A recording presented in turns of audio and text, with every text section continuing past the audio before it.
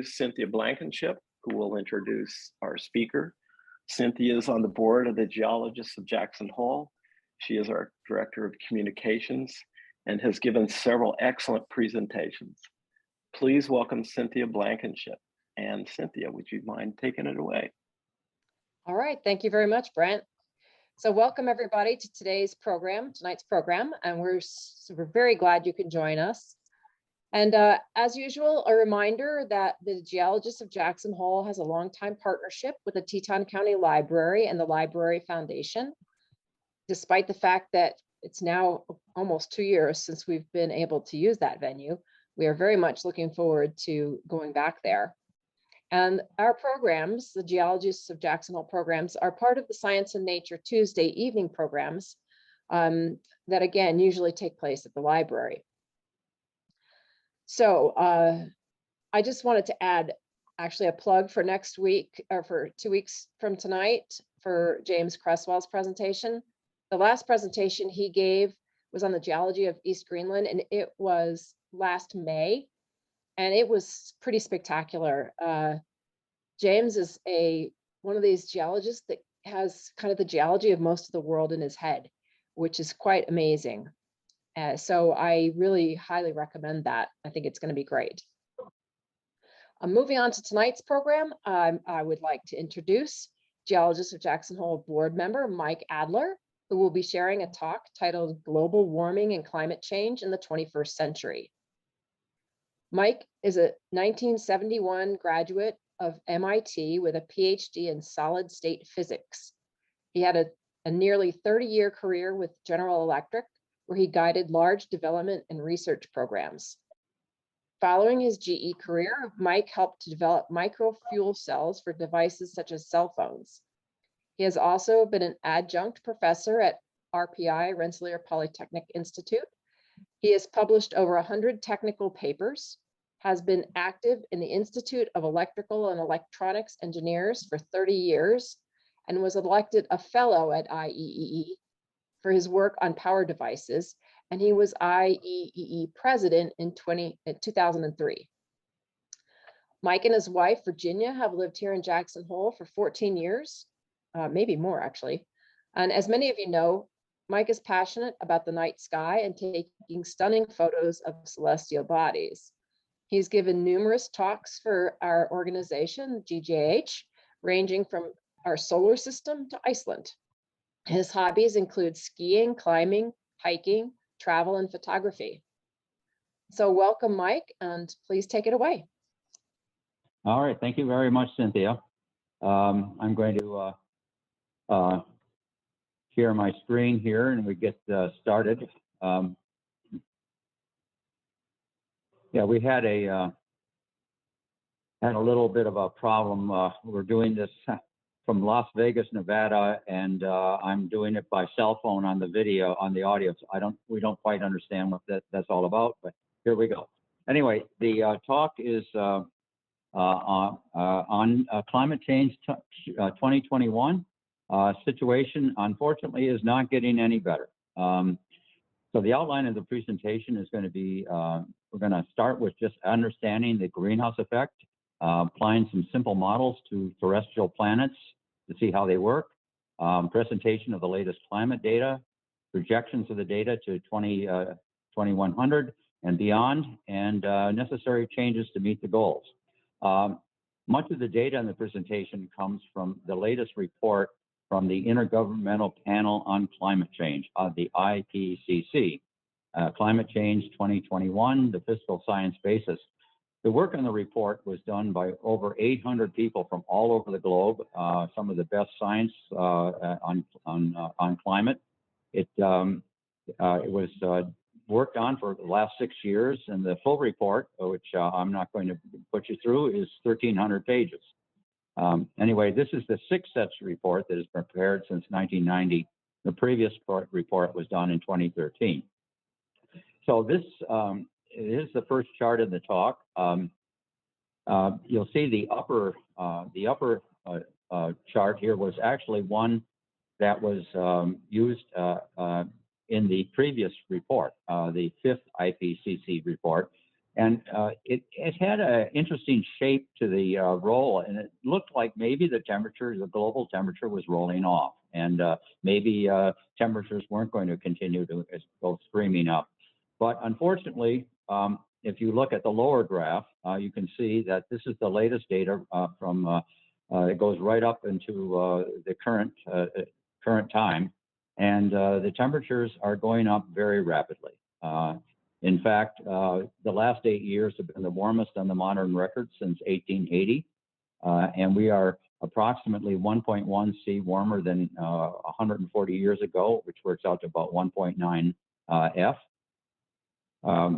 In addition to that, if you look at the leftmost graph, you'll see that the temperature in this current period is unprecedented in the last 2,000 years, and in fact, it's the warmest multi-century period in over in 100,000 years. So this is not a great story. In addition, we've been monitoring the sea level, and the sea level, in fact, has risen, and it's almost certain to continue to rise right through this entire century. Changes in the sea level happen slowly, and they don't, and it's very difficult once they start going. They tend to continue. The chart here shows the various scenarios associated with the, which we'll get into later, which depend on the amount of greenhouse gases that are being emitted over the next 100 years, frankly.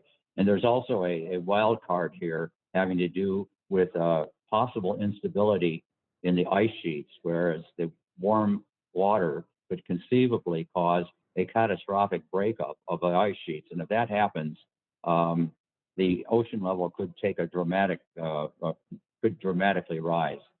And in fact, it's not inconceivable. We could see meters of rise. Hopefully this is not something that's being predicted. It's just an unfortunate possibility. Okay, so what would happen if that happened? Well, here you can see Florida on the left, and then here's Florida showing what would happen if the sea level rose as much as 5 meters. And a lot of that dark blue area would become underwater.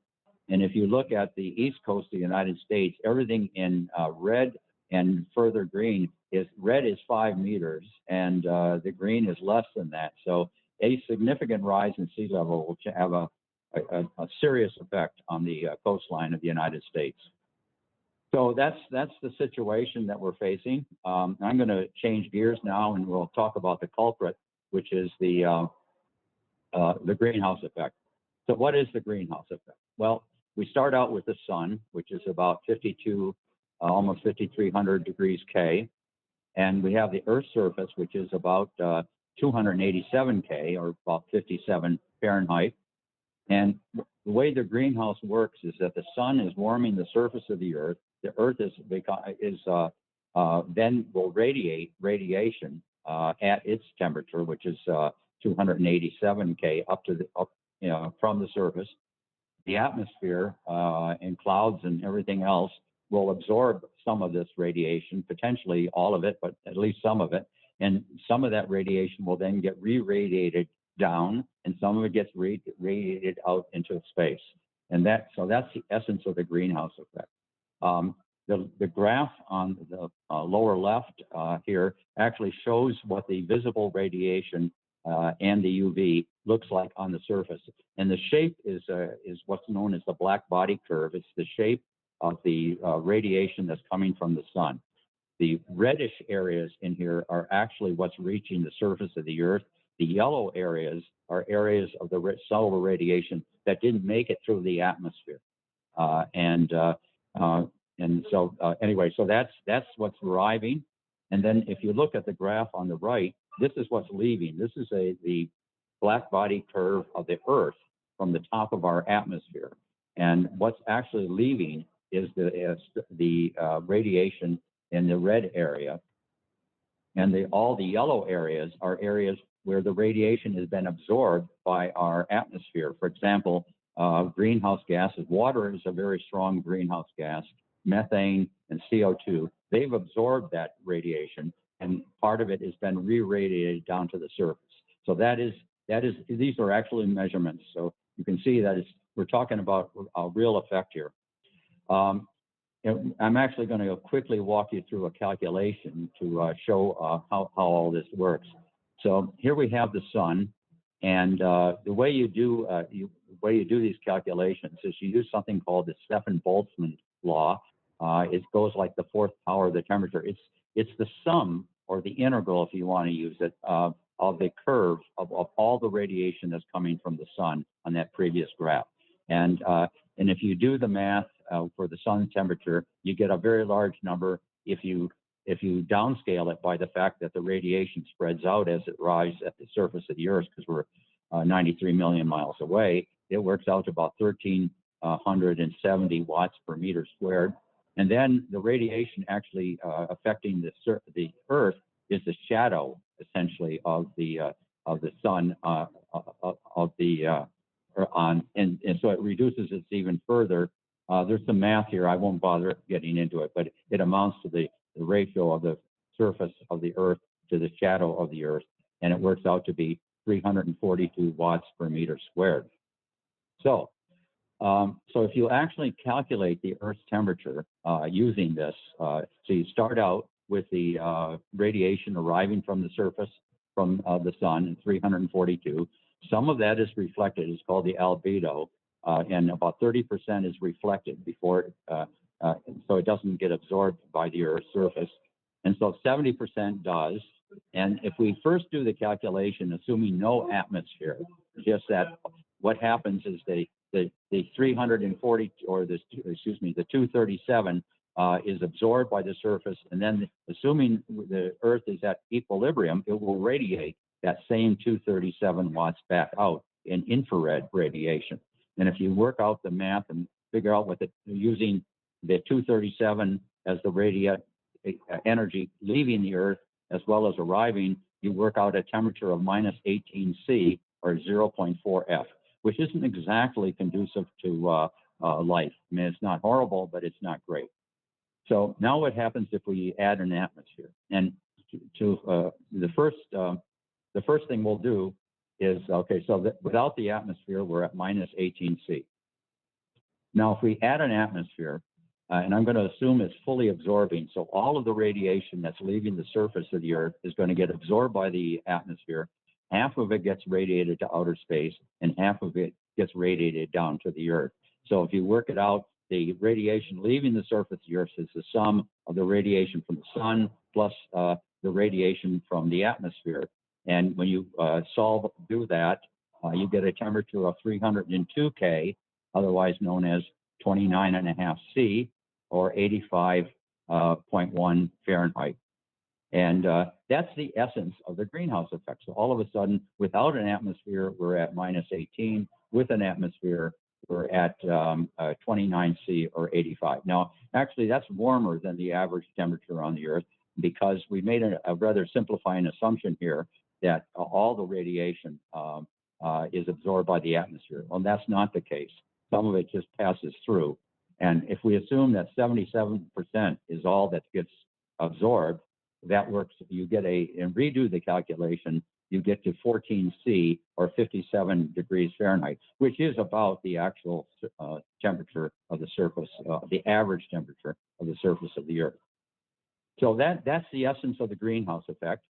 It's actually a lot more complicated than that. And I'm not going to go through this chart in detail, but I'll just mention a few of the complicating factors. First is, not all the solar radiation gets through. Some of it gets absorbed by clouds. Some of it gets reflected by the clouds. And then I also mentioned some of it gets reflected from the surface. So we had accounted for the surface reflection in the simple calculation, but not what phenomena associated with the clouds.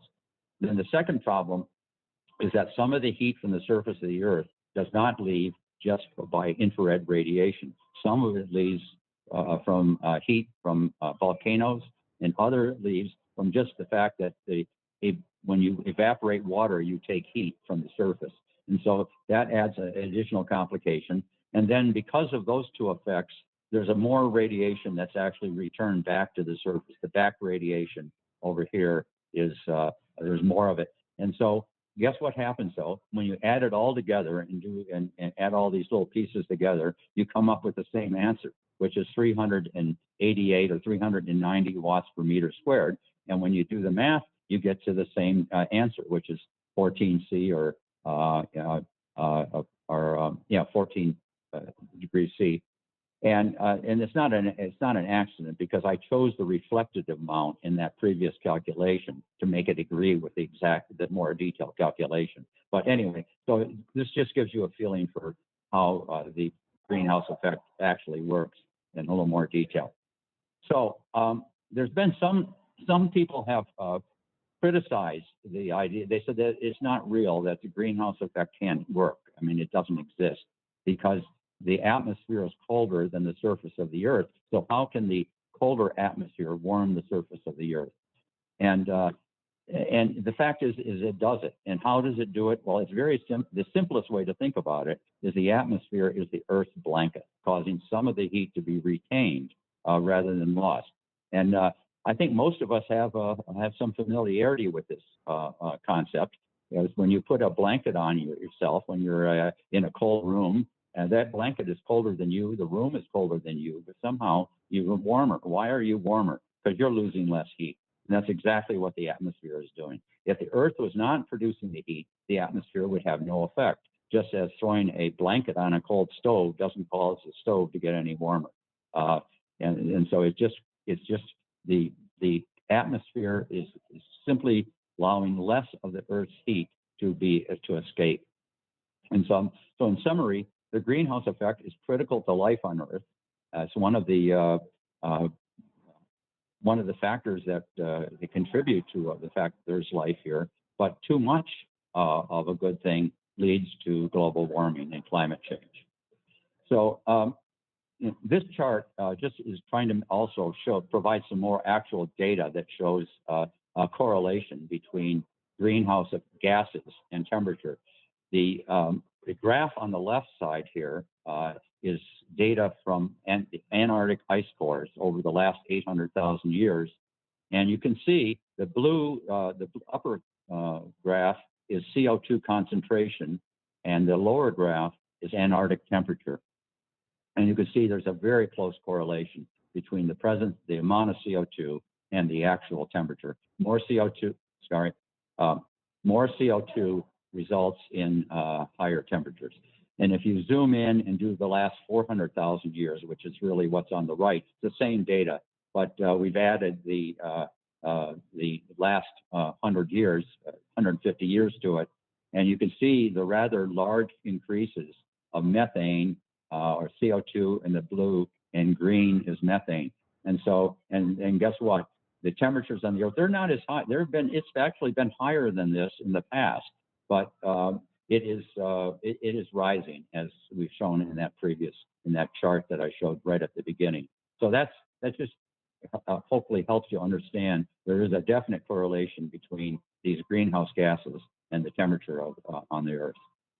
So now to apply this, again, maybe it provides some more validation to this all, we'll apply this to the 4 terrestrial planets. In the top row of the data here, this row, you can see is Mercury, Venus, Earth, and Mars.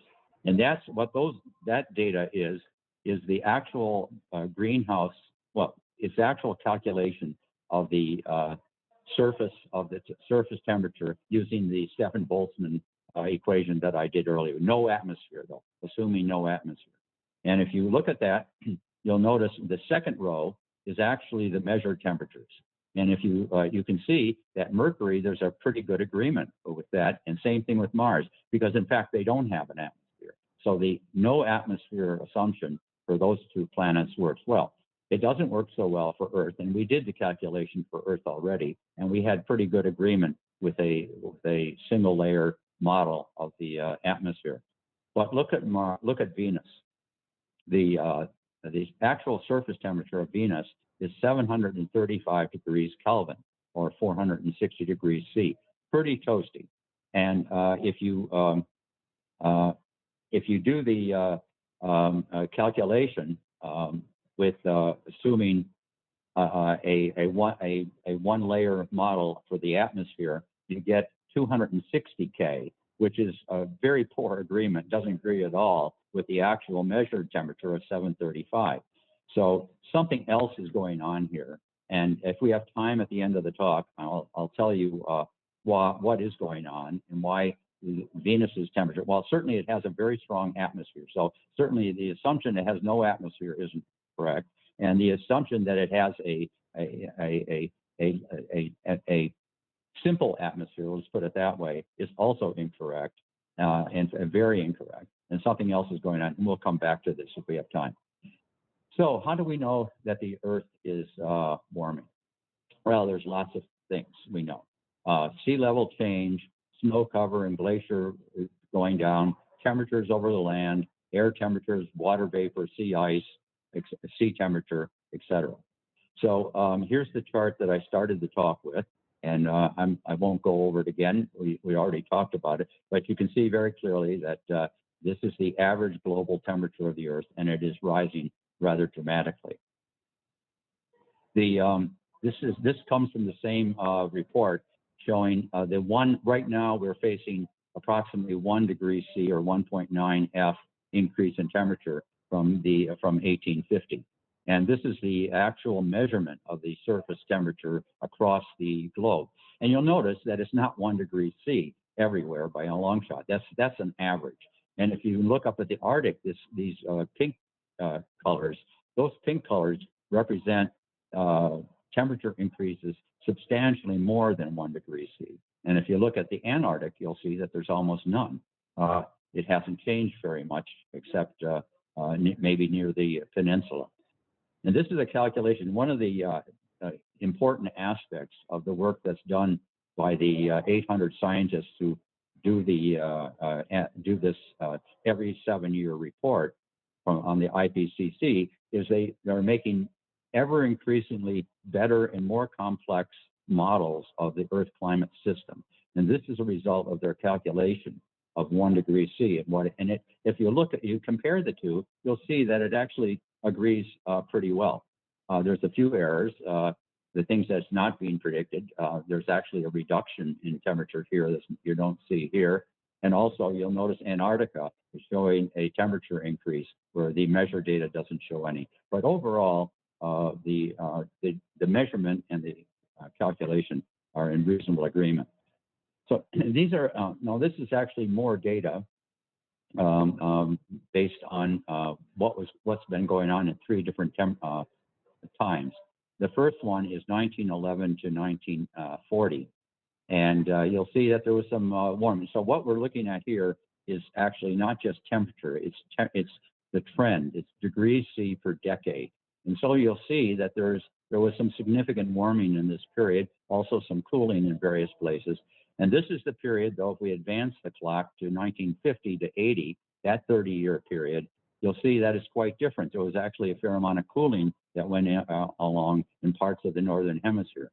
But if you look at the most recent data, you'll see that there's some serious temperature increases going on, particularly in the Northern Hemisphere over land. And in fact, some of those temperatures are as much as 1 degree C per decade, which is, a lot of, but other areas are actually cooling, and so the average being about 1 degree. So this is now looking at the ocean a little bit and some data on the oceans. This came from a paper that just came out, and it was a paper about the heat content of the ocean and the change in the heat content of the ocean. And you can see here the data starts in 1960 and goes all the way up to the present 2021. And you'll see that over that period, the heat content on the ocean was fairly constant for a while, but then starting in the 80s, like here, it is really gone up dramatically to a much higher level. And in fact, the lower graph actually is showing the heat content of the ocean in 2021, the latest year, just last year, compared to a baseline that goes back to 81 to 2010. And you can see the reddish areas are significantly higher heat content. By the way, the charts, you have to look at it carefully. The gray areas are the continents. And so everything here is the ocean that you're looking at. So there's a lot of very dark red areas, which indicate fairly significant amounts of heat. And the units here are joules per 10 to the 9th joules per meter squared. So these are large areas of heat. And you'll see some areas are cooling too. So, so this is the latest data. And if you, and specifically in 2021, the heat increased from its previous record of the previous year.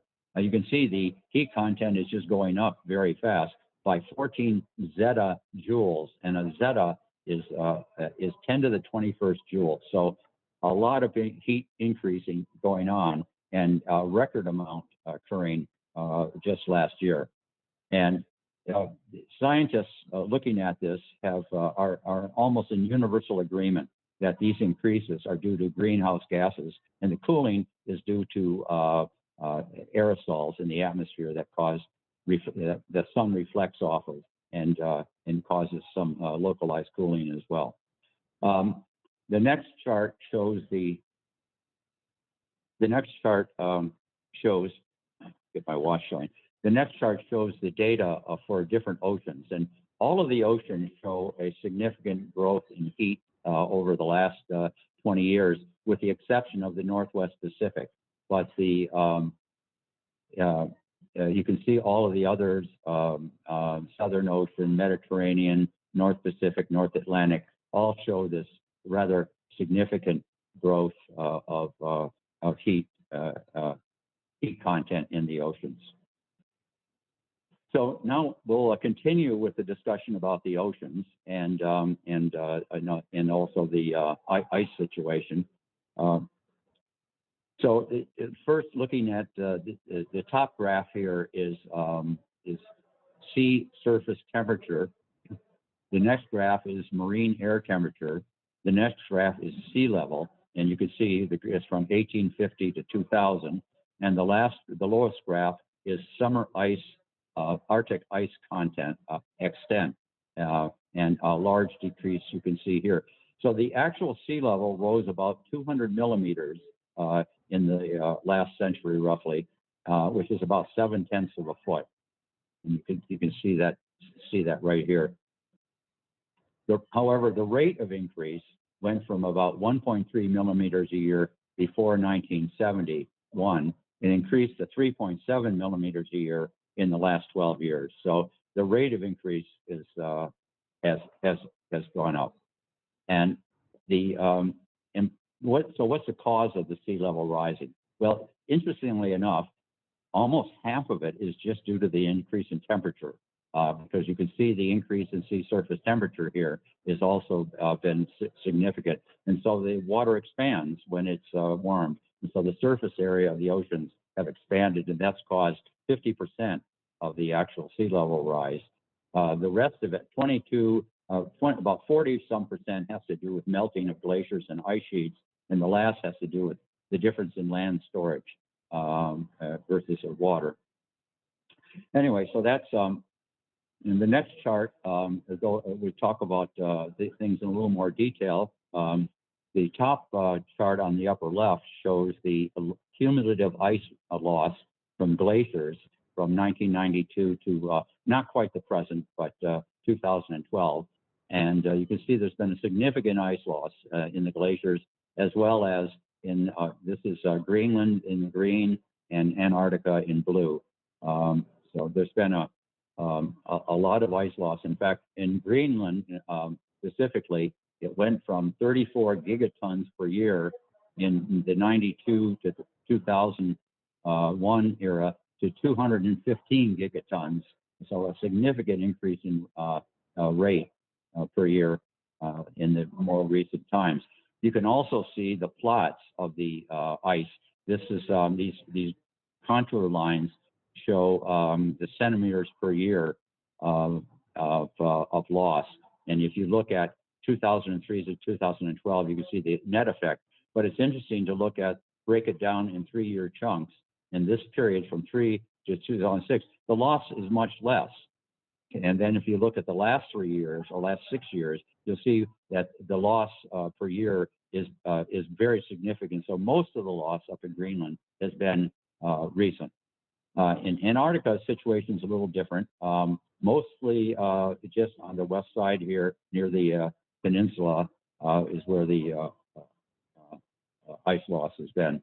So over the last decade, the global glacier loss was mainly from the Greenland ice sheet, the Alaska, Canadian Arctic, Andes, Asian mountains, accounting for about 80% of the ice loss. The rate of ice sheet loss has increased by a factor of 4 between 92 and to the 10 years starting in 92 to the 10 years starting in 2010. So a factor of 4 more ice loss in those in the later period. And it's interesting, the amount of ice loss, if you add it all up, is 4 million square kilometers. That came off the graph on the previous chart. And that in itself may not mean much to you, but that is 5 times the size of Texas. So a lot of ice has been lost. And the high rate of loss is projected to continue even without further temperature increases. And we're on an unfortunate trajectory here. And if you look at actually the glaciers in these 6 areas, you can see the loss of the glacial, the amount of the footage that has disappeared from the foot of the glaciers in Alaska, Western Canada, Greenland, Iceland, Svalbard, and Scandinavia. So very, very serious amounts of glacial ice has been lost. So what is causing all of this?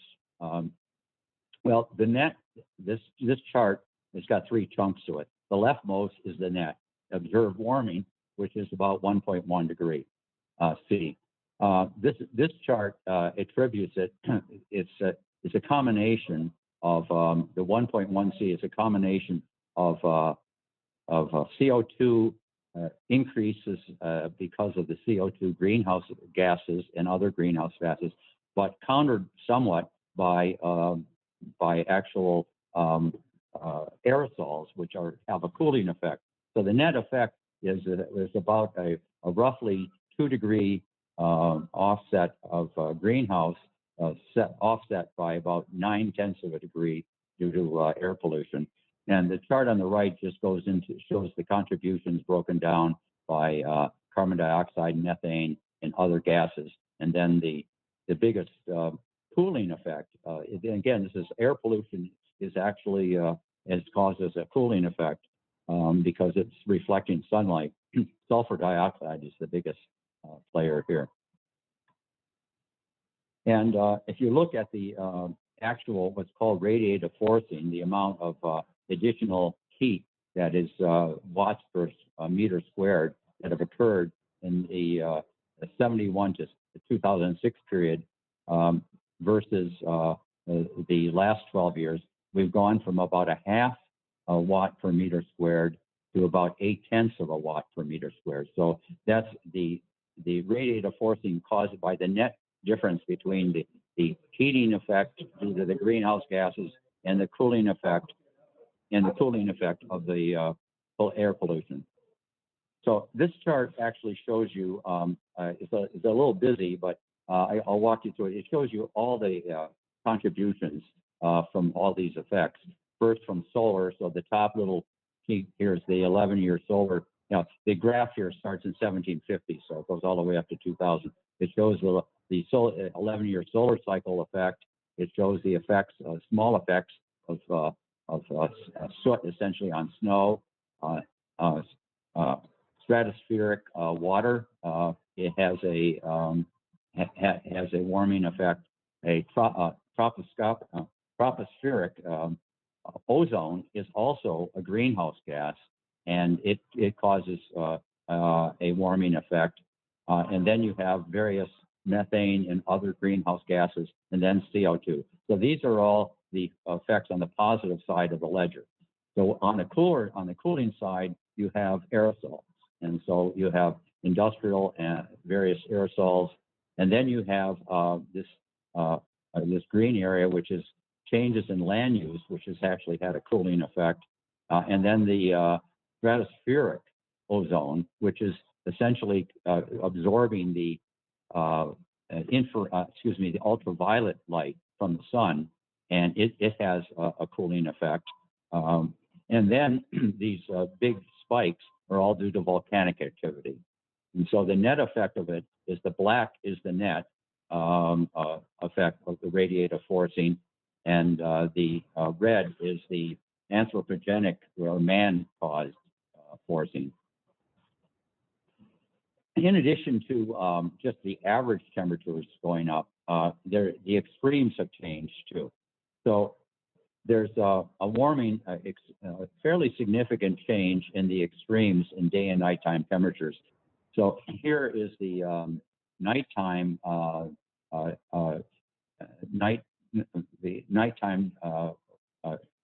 cooling effects. You can see that, and here on the lower part is the cooling effects and the warming effects, and the coldest days and the warmest days. And you can see the coldest days have gotten a little cooler, but the warmest days have gotten a lot warmer. And if you look at warmest nights, and then if you look on this side, we're looking at warm nights and warm days. And you can see that or cold nights and warm days. I'm missing the top of my graph here. It would be nice if I could see it. Well, if I can eliminate that graph. Anyway, the net effect is that the days, the extreme events of high temperatures during the days, both days and nights, has gone up significantly. And we've had cooler evenings, but not nearly as significant. And so in addition to the extremes in actual air temperature, we've had extremes in weather as well. In 2017, there were 16 events costing over $1 billion each, for a total of, when you add it all up, about $360 billion of events associated with disasters, weather-related disasters. And in the past, the average was only 5 such events. So I think we all know that we are seeing, just listening to the effects of all the hurricanes and what have you, things have definitely gotten worse. And interesting, on the hurricane front, there's a recent paper that I came across that pointed out something interesting. It pointed out that that in the 60s, about 75% of the intensity of the hurricanes were lost in the first day after landfall in the 60s.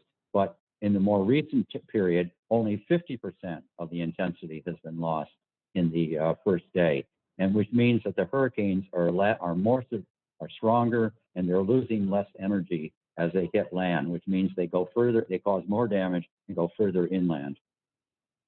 So extremes as well as the additional temperatures.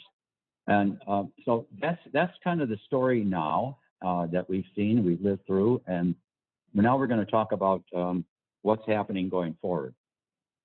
So this is the graph on the left is these are 5 scenarios, actually 1, 2, 3, 4, 5 scenarios about what could happen in the future.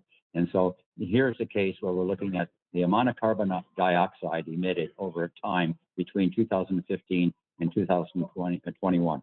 So the first scenario is a good one, and it would be nice if we can do this, which is almost immediately cutting down on the amount of CO2 and getting to a net zero at around 2050, and then actually negative.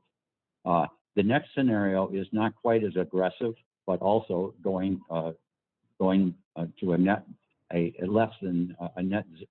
something less than zero amount of greenhouse effect.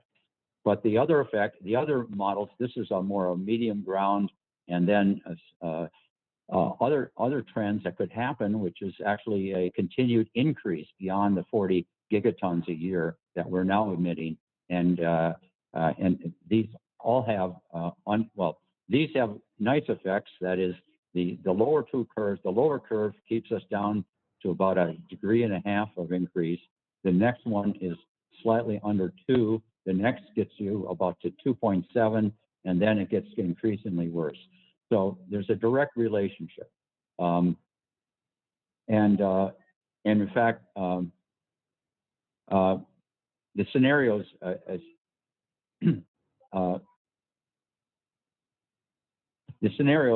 with intermediate and low emissions have us keeping our temperature pretty much around where it is until in the middle of the century. But with the higher emissions, they actually double over from the current level. And as you'll see in the next chart, have some unfortunate effects. So all of the scenarios over the next 20 years are not going to have much difference between them. There'll be a temperature increase of about 1.5 to 1.6, even in the worst case. We're not going to be able to avoid going to 1.5. But then you go to the middle of the century, and you can see a much larger effect occurring, whereas we actually get up to 1.6 with the best scenario and up to 2.4 with the worst. And the best scenario actually goes down towards the end of the century, whereas you can see the other scenarios, we have significant temperature increases going into that. And just realize when we're talking about, in this country, we are not as familiar with degrees C, but 4 degrees C is a 7.6 F. So that's these are big changes in temperature, which will have unfortunate consequences. So anyway, summarizing just what I just said, that temperatures will increase at least until mid-century.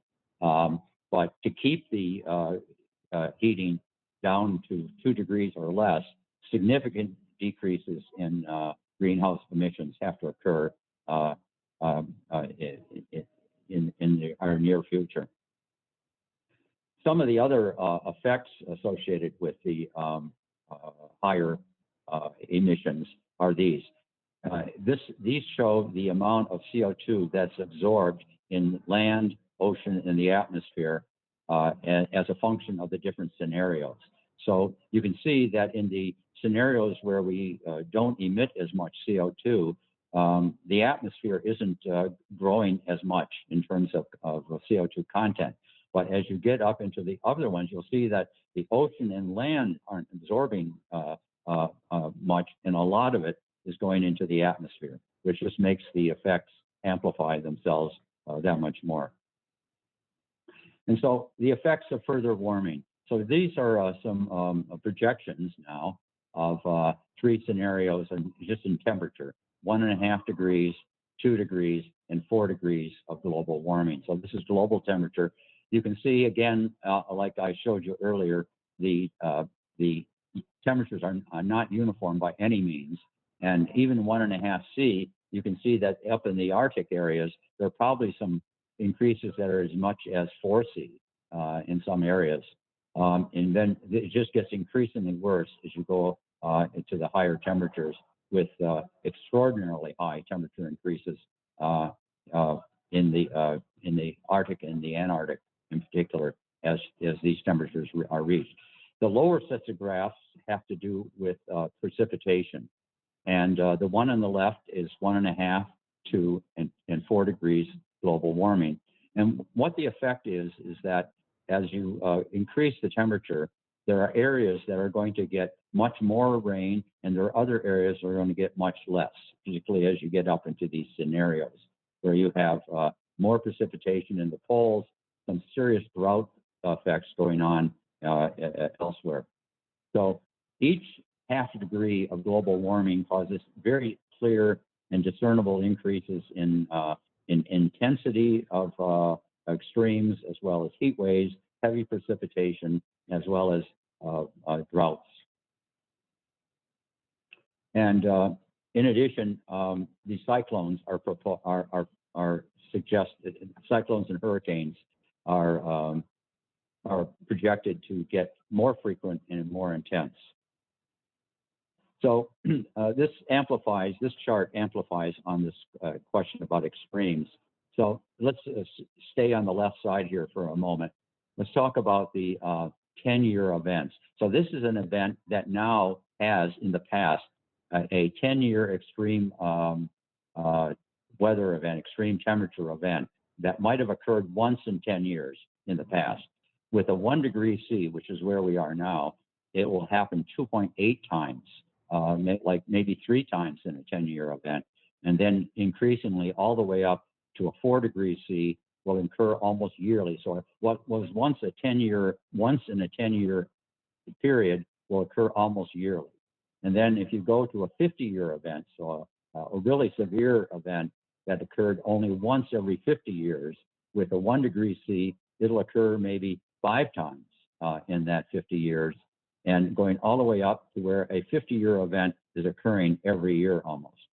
Not a good story. So now looking at the ocean story going forward with the various scenarios. This first graph is just the global temperature, and this is data up to here, just showing the various scenarios based on temperature increase, all of them getting to at least 1.5 degrees.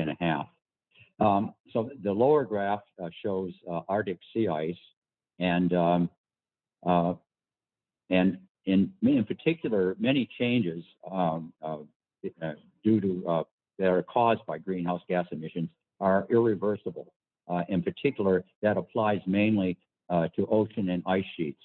Once the ocean gets heated up, it's going to stay heated up for essentially forever. And once ice is lost, it's probably lost forever. So this graph shows you the September Arctic sea ice area, and you can see that in the best case, it doesn't disappear. But in some of these other cases, even by mid-century, we're down to a practical ice-free environment, and hopefully we don't get there. Unfortunately, also, mountain and polar glaciers will continue melting for decades or centuries. We're starting down this track, and it's not going to, and virtually nothing we're going to do is going to stop it. And continued ice loss for the whole century is virtually certain for the Greenland ice sheet and likely for the Antarctic ice sheet. So this is a more complete diagram than I showed early on. It shows also the ocean acidity increasing, and ocean acidity increasing is not good for fish and life in the ocean, and in coral, and also the acidification just is going to kill the ocean life, and which will have an effect on food for all of us. And then the global sea change. So we talked about the fact that the sea level is almost certain to continue to increase throughout the entire century. How much it'll increase is a function of how much additional CO2 we add to the atmosphere.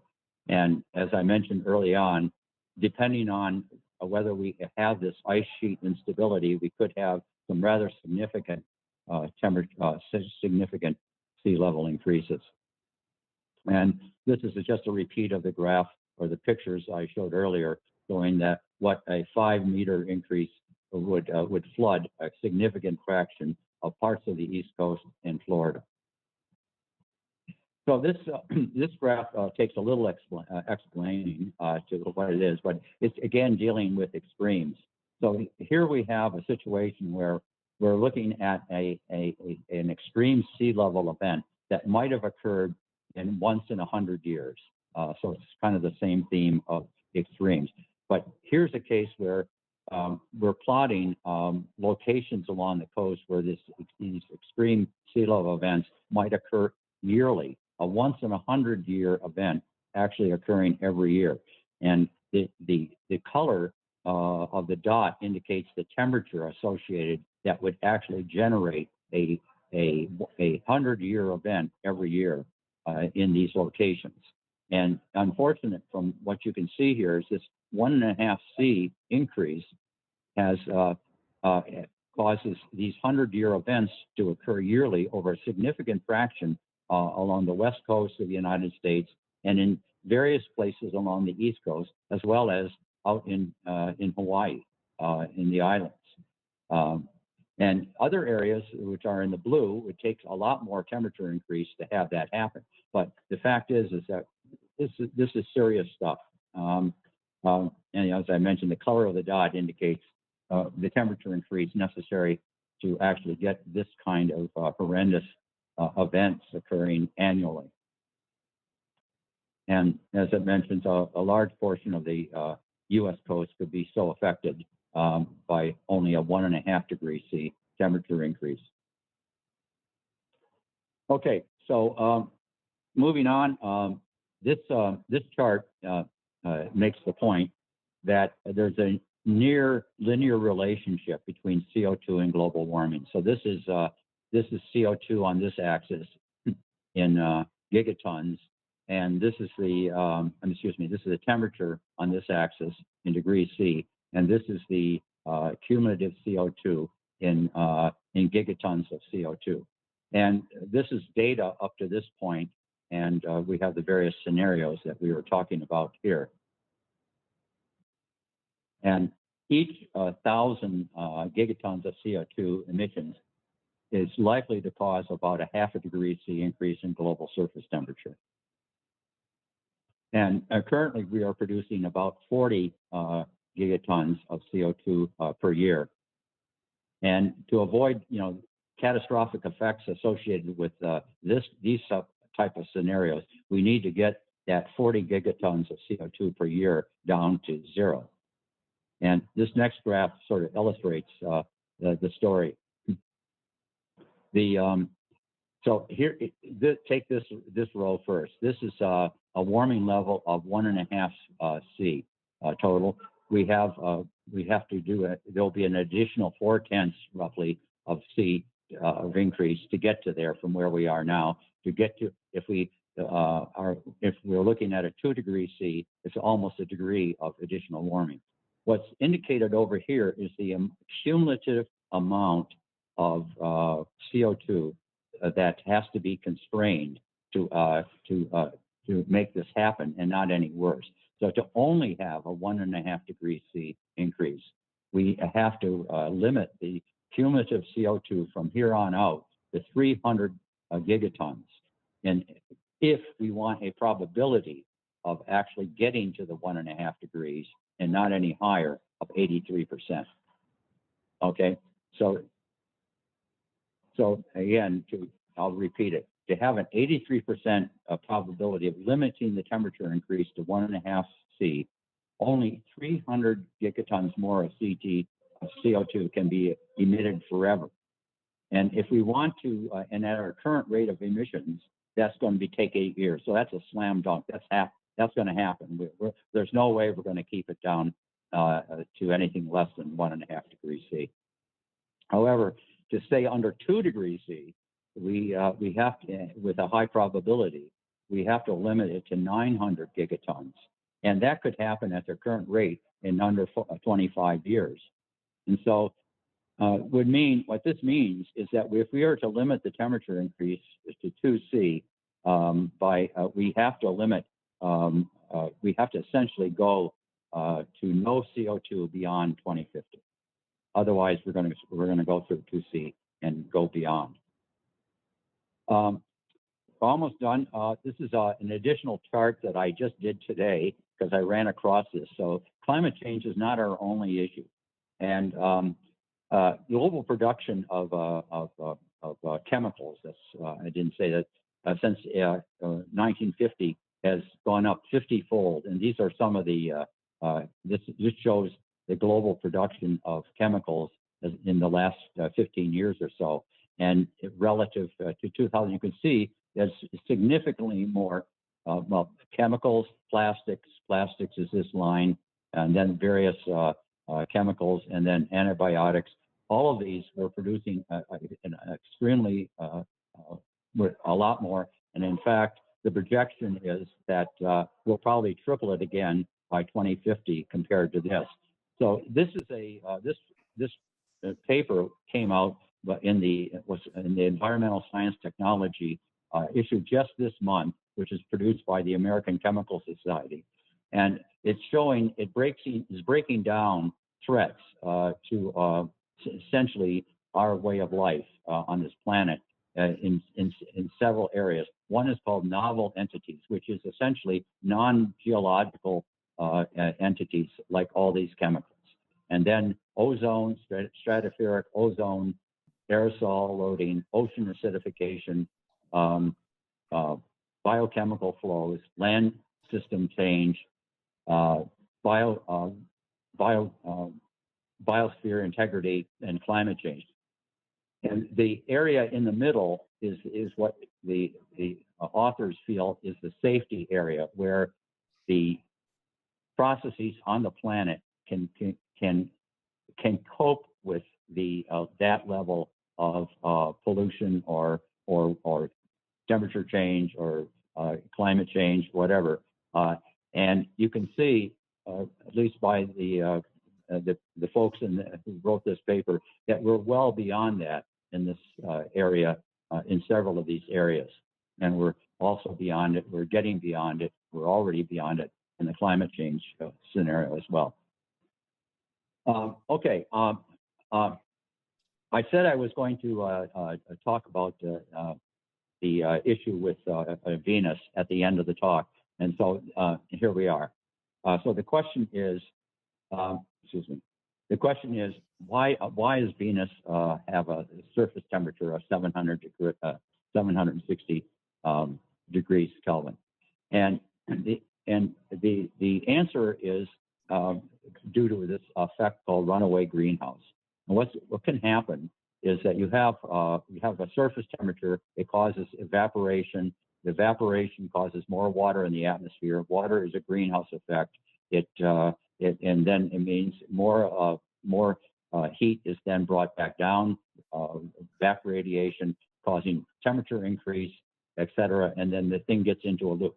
The real fly in this ointment, in this problem, is that in addition to radiating radiation back down to the Earth, is also the atmosphere can radiate radiation out to outer space and cool itself. But in the case of a water-soaked atmosphere, there's a limit to the amount of radiation that a water-soaked atmosphere can actually emit to outer space. And it turns out to be 330 watts per meter squared. So what happens is if this amount of radiative cooling is not enough to keep the temperature from rising, it will rise. And it will rise, and since no more is going to be emitted, it'll just continue to rise until the temperature goes way up, and eventually all the water is lost. And this is undoubtedly what happened on Venus, this runaway, and it caused the 730 K temperature increase. And because of the lack of water in Venus, it has no plate tectonics, there's no sequestration, all the CO2 is in the atmosphere. In fact, it was originally thought that there might not be a lot more, if any, CO2 on Venus than there is on Earth. It's just that it's not, unlike on Earth, it's all in this atmosphere, and it results in an atmosphere that's 10 times as dense than on Earth, with an atmospheric pressure of 100 pounds per square foot, staggeringly heavy. And the message here is that this will probably also happen on Earth, not tomorrow, not next year, not for maybe 600 million years, but and it will make almost no difference what we're actually doing now, because the sun is predicted to become hotter, which will start this greenhouse effect to occur probably here, but it won't be for quite some time. So in summary, I just throw that chart on. In summary, the last 8 years are the warmest on modern record since 1880, and 2021 was at 100 at 1.1 C or 1.9 F was warmer than it was 140 years ago. The warming is unprecedented in more than 2,000 years, and the IPCC reports and a great deal of other serious scientific research is showing quite clearly, unquestionably, that the greenhouse effect is causing this. Sea level has risen about 0.7 of a foot and could rise considerably more in the future. It's almost certain that we're going to exceed 101.5 C within the next 10 to 20 years. We are adding about 40 gigatons of CO2 to the atmosphere each year. We need to bring this to zero by 2050 to keep the temperature increase from going beyond 2 C. And the effect of these increased global temperatures will be not just the fact that we'll have extreme temperatures, but extreme weather events are driven by higher temperatures. And this will show up in precipitation, drought, and increased numbers and intensity of tropical hurricanes. And I think that's it.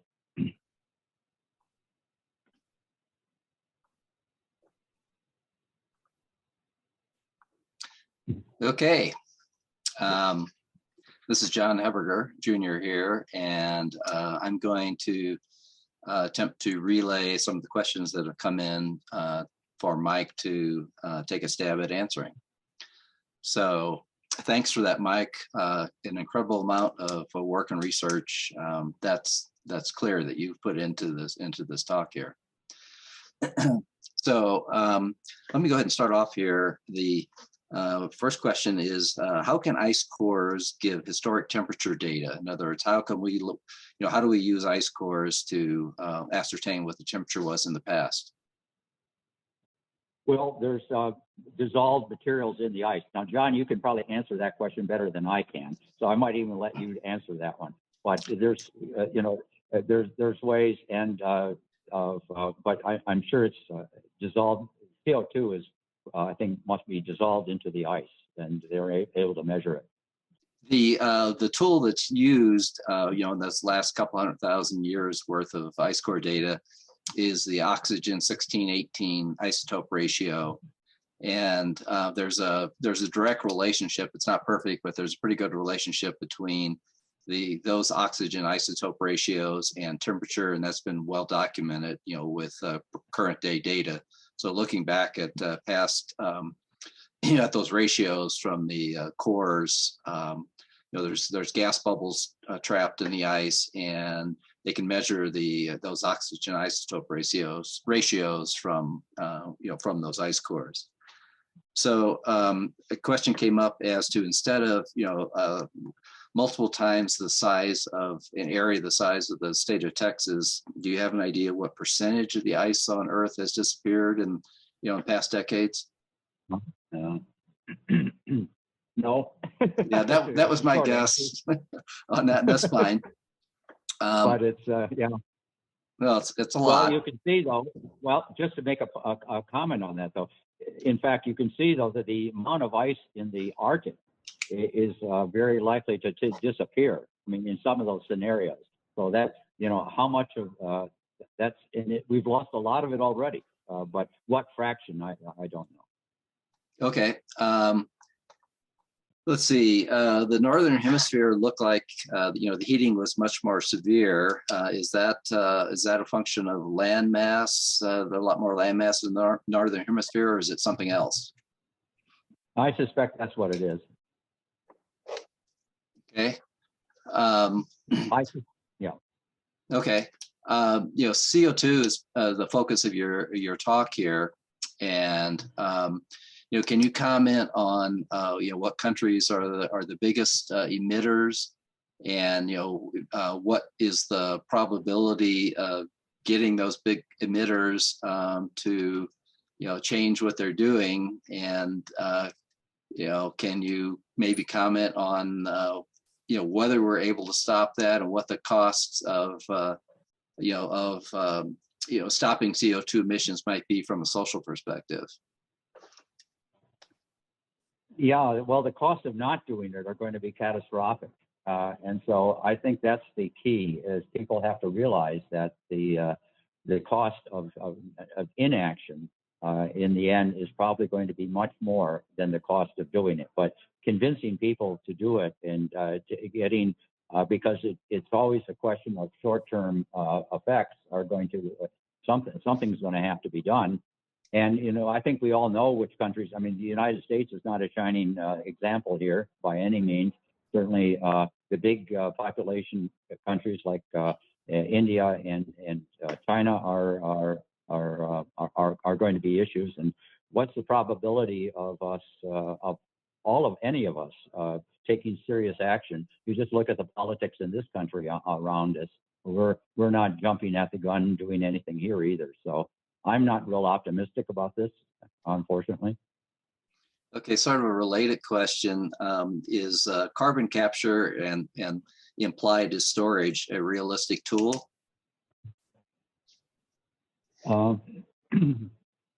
You know, I don't know the details of this. I think it is a tool, and it's one of the tools that I think are ways in which we can look at trying to actually reduce the amount of CO2 in the atmosphere, which I think is one of the points of some of those scenarios, which show actually going negative on the temperature, on the CO2 amounts, and there must be carbon capture must be part of that type of approach.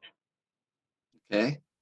You know, for people who may disagree with the IPCC scenarios and their projections for the future, you know, what do you think the most effective message to change their mind might be? Well, I would hope the data in this in that I've shown here, but it's, you know, all available. It is a little difficult to get your arms around all of it, but I think the data is so incredibly compelling. The historical data on the relationship between CO2 and temperature is very clear. The data that we're now seeing in terms of the increases in CO2 and the temperature, forgetting the projections, just look at what's happened. It seems extremely compelling, but you know, so it boggles my mind as to how you could not understand, you know, how people could not see that this stuff is real. That was maybe the point about, you know, I wanted to get into this question about, well, the greenhouse effect isn't real. Well, it is real, and the data is very clear that it's real. So I don't understand it, to be honest, why the overwhelming scientific community is, and when you look at the number of people, these are not just a handful of people that are involved in this IPCC. It's from I don't know how many countries, but 800, you know, contributors to that one report alone, and they're extremely confident in the predictions. If you read the report in detail, it points out areas where the confidence level varies. You know, extreme high, super high confidence to not so much, and this and that.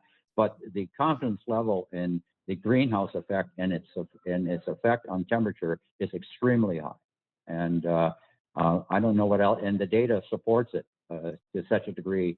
So I can't answer the question, really. I don't understand why it's, but it's also an unpleasant question, because it's the inconvenient truth issue. We don't want to have to face it. It's much easier not to say it's not there and then do nothing.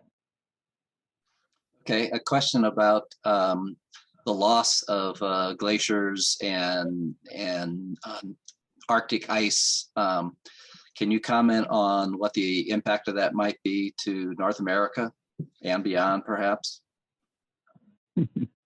Well, those of us who like to ski in Jackson Hole are going to have a bit of a problem going forward. Yeah,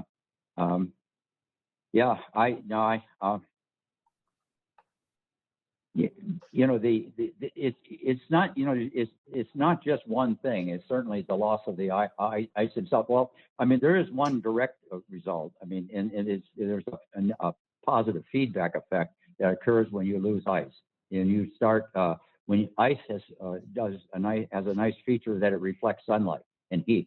And when ice is lost, it accelerates the heating because of the fact that the ice-free surface absorbs heat much more effectively than the ice does. So losing the ice is just adds an accelerant to the overall process. Okay. Of temperature change. All right, modeling is a big part of the the IPCC reports and projections clearly about what will happen going through the rest of this century. Do you have any idea whether the climate models are able to accurately back predict climate with data from the past? In other words, can they mimic? Can they show the actual results of past climate change using past data? In other words, can they back predict? Yeah, they can, and they've done a reasonably good job with that. It's not perfect, but they have in fact done a reasonably good job. And the climate model in my previous version of this talk I gave 4 years ago, I did have some of that data in it. I haven't shown any of that in this talk, but yes. I think the agreement is reasonable. It's not perfect, but that is certainly a way to test the validity of the models. As go back and see if they fit the data that we actually have. Okay. The polar regions, Arctic and Antarctic, appear to be warming much more quickly than the equatorial regions. Do we understand the reasons for that? Yeah, there's it's called the polar the polar accelerator. It has to do with certainly the ice loss is part of the story. Changes in patterns of air, atmospheric and water ocean currents play a role. There's a number of factors, and I think it's reasonably well understood. But it's a combination of all those events: the loss of the ice, the changes in airflow, the ocean currents have resulted in the Arctic being, and more so the Arctic, as you can see from the data, than the Antarctic. Okay. There's a comment here, maybe it's a bit of a question, and that is that, in the 1960s, we were worried about the Earth slipping back into an ice age as opposed to warming. Can you comment on, the difference in perspective from then 60 years ago to today? Yeah, well, I think it's the difference is the data that we're now seeing. The warming that occurred that's occurred most recently.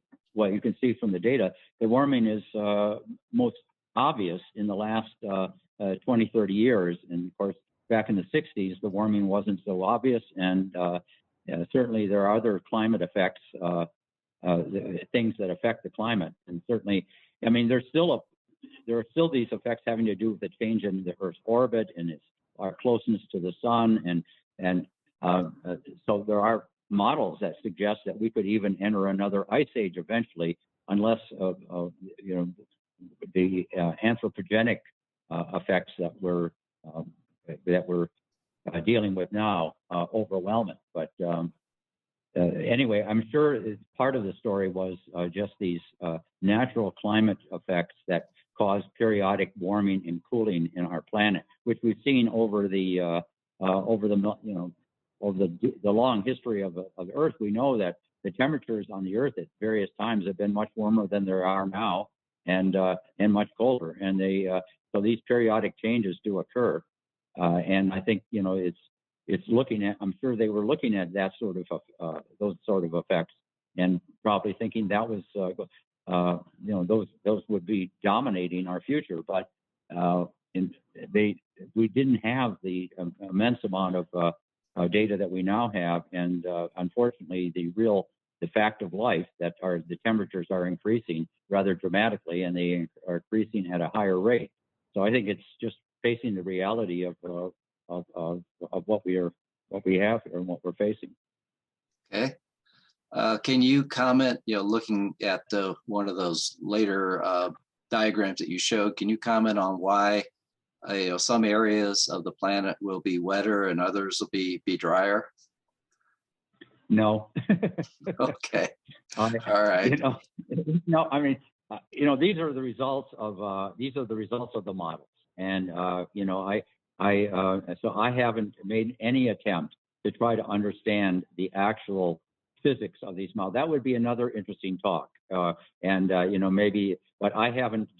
I have literally focused on looking at the data and have not actually gotten into trying to understand the patterns other than from a very high level. But that would be an interesting topic. Okay, well, look into. Possibly another talk at another time here. Question about some of the gases beyond CO2, and sort of a question about aren't some of the others actually, methane, for instance, more potent greenhouse gases, and how significant are they? Yeah, well, you could see from the graphs, I could go back and show one, but you can see that the CO2, just because of its amount, the amount of it is the most significant one, but methane is actually a more, is a greenhouse gas that is more effective in absorbing radiation than CO2 is, but there's less of it. And so, yeah, it is a serious greenhouse effect. If you remember that one graph, I think CO2 was probably, had twice the size of the effect, but mainly because of just the quantity. Okay, well, here's a related question for you then. What about cows and their methane production? Absolutely, there you go. Yeah. Anything that produces more methane, and certainly, I think one of the concerns about the Arctic, and this may be partly an answer to when you expose all the Arctic tundra to sun, I think methane is one of the effluents that can actually come out. So I think that's another one of the accelerants that once you get things started, you can cause more methane to be emitted. Yeah, there definitely is a lot of methane and other gases and things locked up in the Arctic. That's for sure. Yeah. And somebody's commented here. Well, it's in the everything. Methane is more potent. That's clear, but it's got a much shorter half-life much shorter half-life than CO2. Yeah. So maybe about one or so more questions. This one is a little bit about history, and do you have any idea why the Earth went through the Little Ice Age, which is a very cold period in the medieval times, roughly 1300 to 1800?